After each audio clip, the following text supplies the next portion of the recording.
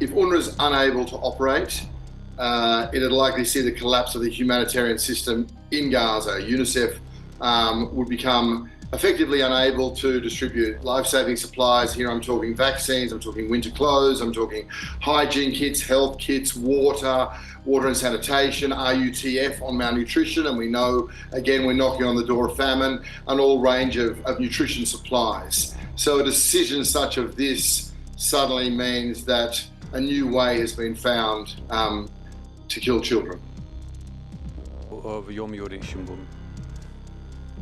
Hello?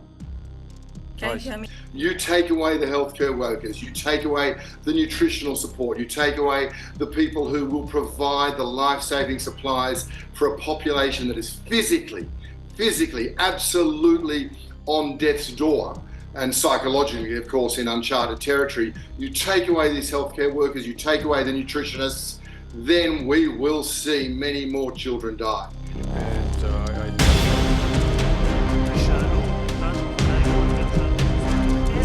כך מצביעים על החוק בכללותו בקריאה השלישית לאחר שהוסרו כל ההסתייגויות. הצבעה כעת.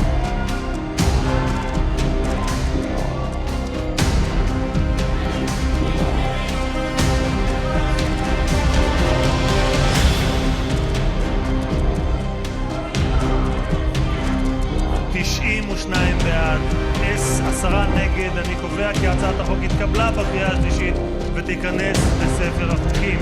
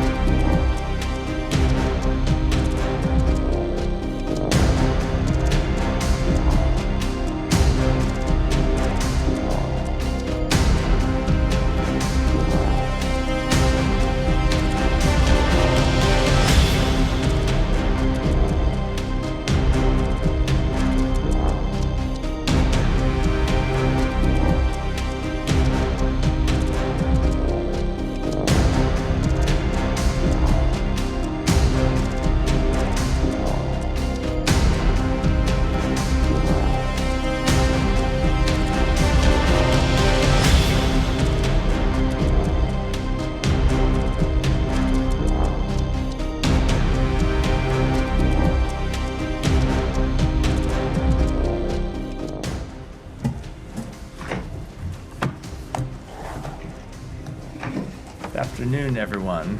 It doesn't feel as cold in here today as usual. Be able to work in Israel and in East Jerusalem. What are your thoughts on that? So we have made quite clear to the government of Israel that we are deeply concerned by this proposed legislation.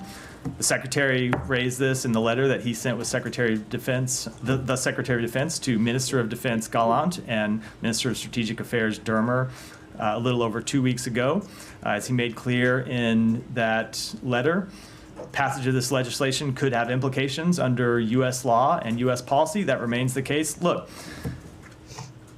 UNRWA plays a critical, important role in delivering humanitarian assistance to civilians that need it in Gaza. That's not the only role they play. They play an important role providing services to Palestinians in the West Bank and throughout the region as well. But they really play an irreplaceable role right now in Gaza, where they are on the front lines getting humanitarian assistance to the people they need it. There's nobody that can replace them right now in the middle of the crisis. So we continue to urge the government of Israel to pause the implementation of this legislation. We urge them not to pass it at all.